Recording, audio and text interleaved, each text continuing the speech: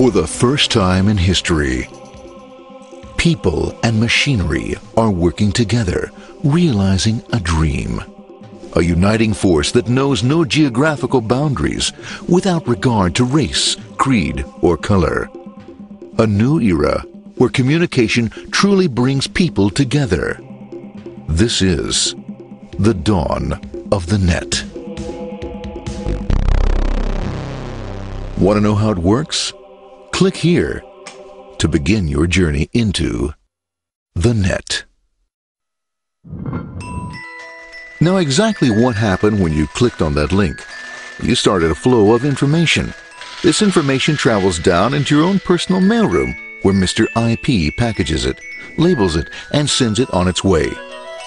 Each packet is limited in its size. The mailroom must decide how to divide the information and how to package it. Now, the package needs a label containing important information, such as sender's address, receiver's address, and the type of packet it is.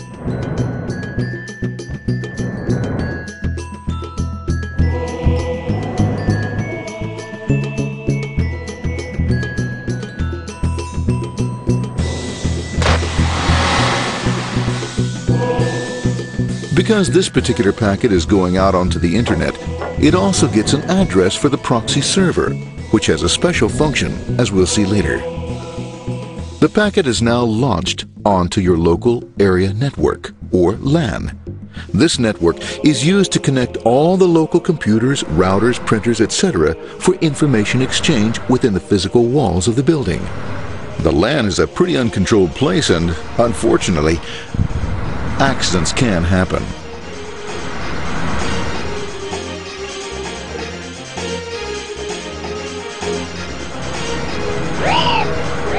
The highway of the LAN is packed with all types of information. These are IP packets, Novell packets, Apple Talk packets. They're going against traffic, as usual. The local router reads the address and, if necessary, lifts the packet onto another network.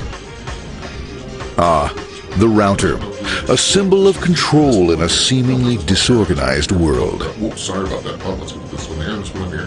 This moves here, this one goes here. I don't like this one. Let's go with this one. Let's go here. Let's left, let's go with this one here. Another channel here. Let's put that one here. Another one there. Let's put that one here. There he is, systematic, uncaring, methodical, conservative, and sometimes not quite up to speed. Sorry. But at least he is exact, for the most part. That one goes there, that one goes there, that one goes there, that one goes there, and this one goes there. Well, another one goes there, that goes there. He's behind him, let's go there, that goes there, he goes there, let's put that one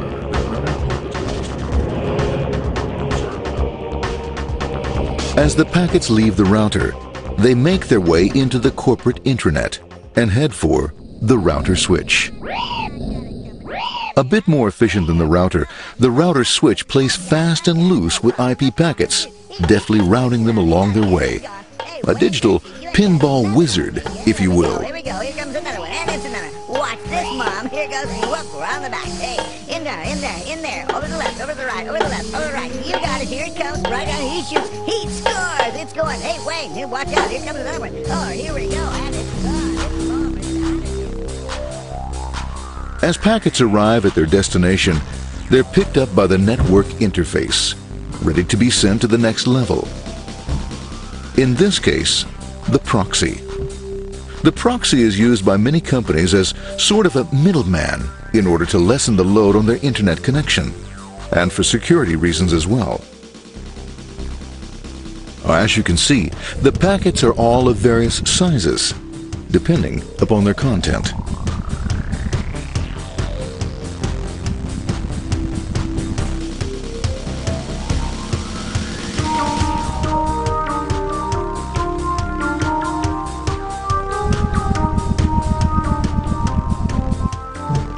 The proxy opens the packet and looks for the web address, or URL. Depending upon whether the address is acceptable, the packet is sent on to the internet.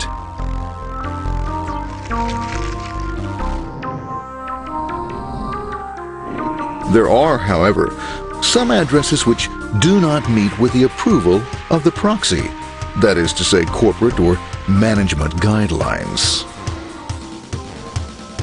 These are summarily dealt with. We'll have none of that.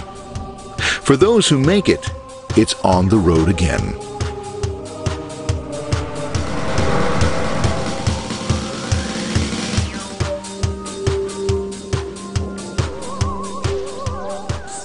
Next up, the firewall. The corporate firewall serves two purposes. It prevents some rather nasty things from the internet from coming into the intranet, and it can also prevent sensitive corporate information from being sent out onto the internet. Once through the firewall, a router picks up the packet and places it onto a much narrower road, or bandwidth, as we say. Obviously, the road is not broad enough to take them all.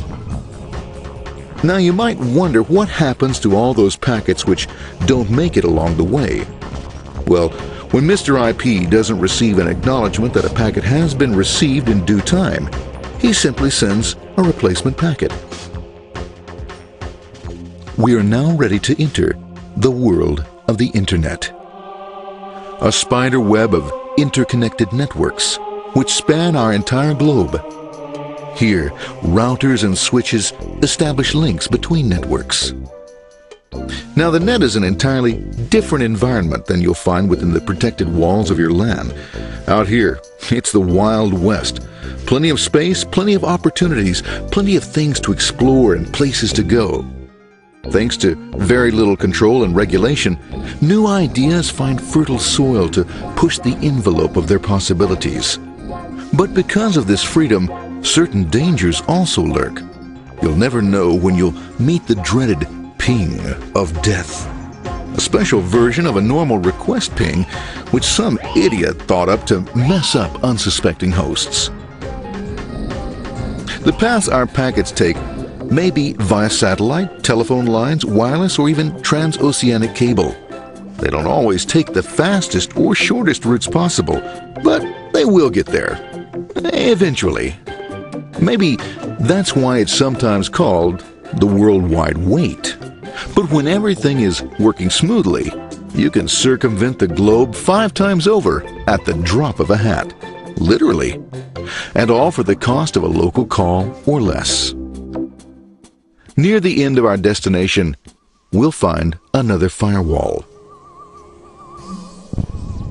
Depending upon your perspective as a data packet, the firewall could be a bastion of security or a dreaded adversary. It all depends on which side you're on and what your intentions are. The firewall is designed to let in only those packets that meet its criteria. This firewall is operating on ports 80 and 25. All attempts to enter through other ports are closed for business.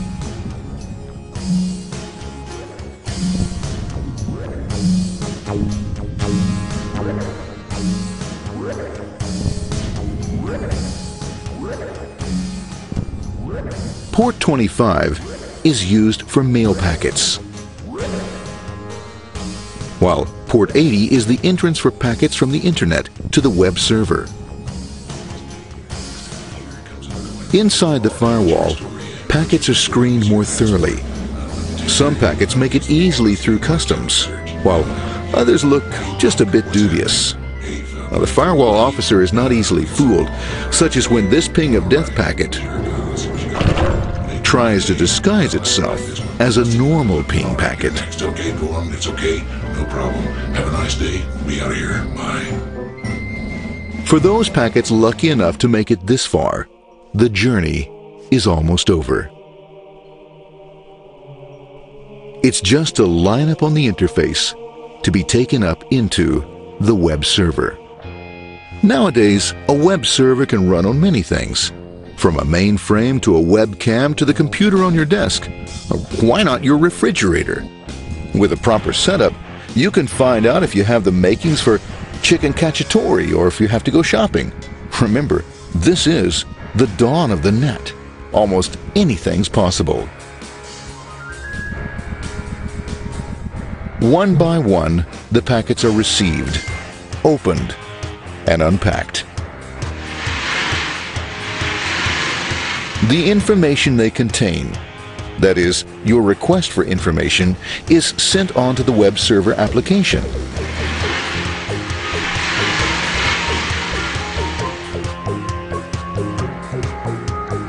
The packet itself is recycled,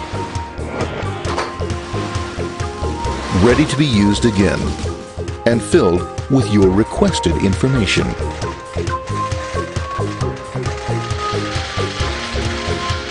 Addressed and sent out on its way back to you.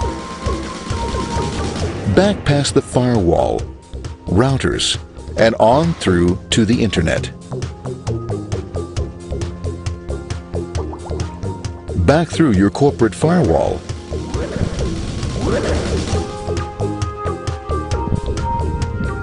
And onto your interface. Ready to supply your web browser with the information you requested. That is, this film.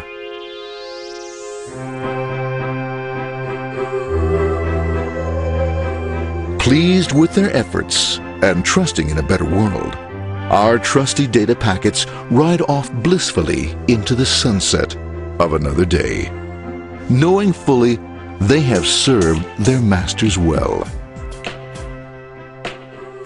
Now, isn't that a happy ending?